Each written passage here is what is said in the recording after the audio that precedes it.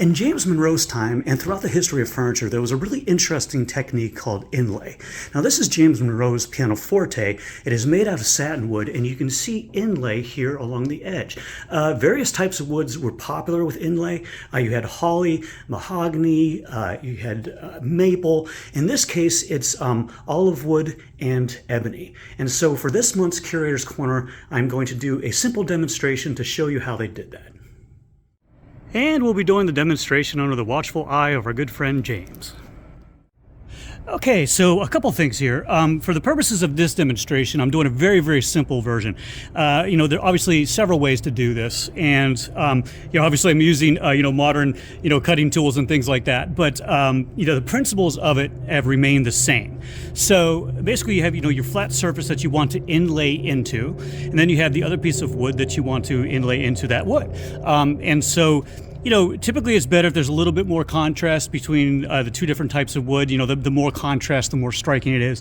But in this case, they'll still be good enough to show a contrast between the woods. So what I'm going to do, so you just lay down the pattern there like that, or what you want to inlay. Obviously, and there's different ways to do it. There's stencils and things like that.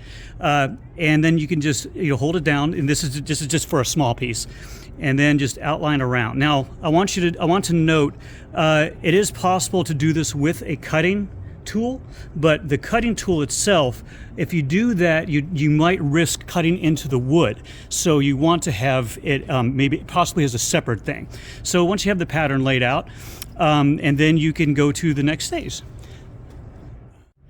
Okay, then you carefully cut into the border that you created. So we'll go ahead and just do that. And once the border's cut in and established, then you can start with your chisel and you just start pulling in from the outside in.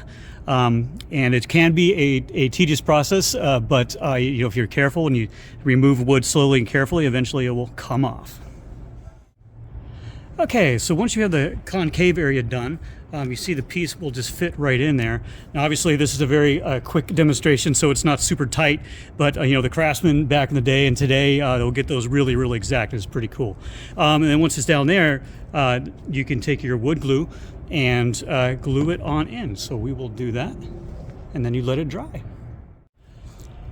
Okay, so once the glue is dry, you take your sanding block and you get a flat surface here, and then you sand against the flat surface down here. So you take a bigger grit, like 120, something like that, and then you sand away. And like I said, this isn't tight or anything like that. It's just for a demonstration here. So you just start sanding, and what that does is that grinds down basically the outside of it, or the stuff that's sticking up, into the to make it flush with the surface. And you just keep doing that.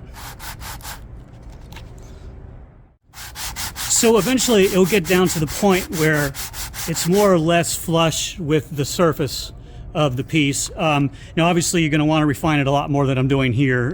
This is just very simple.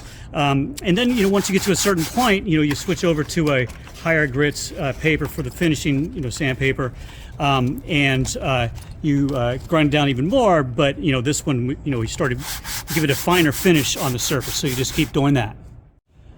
Okay, and then once you get the finishing grit to where you're happy, then you do the finishing on the wood. And obviously there's a lot of different finishing techniques, and some of them are very complex. Just for very simple, I'm just going to do a quick tongue oil rub on this, and you just kind of put it on there, and you're not going to see a huge difference with this type of wood, but the principle is the same. So you get it on there, and then you let it dry and go overnight. And so obviously this is not going to be terribly contrasting with the wood, but more or less there you have it, some inlay. And we have some wonderful pieces here at the James Monroe Museum that have inlay in them, and come down anytime.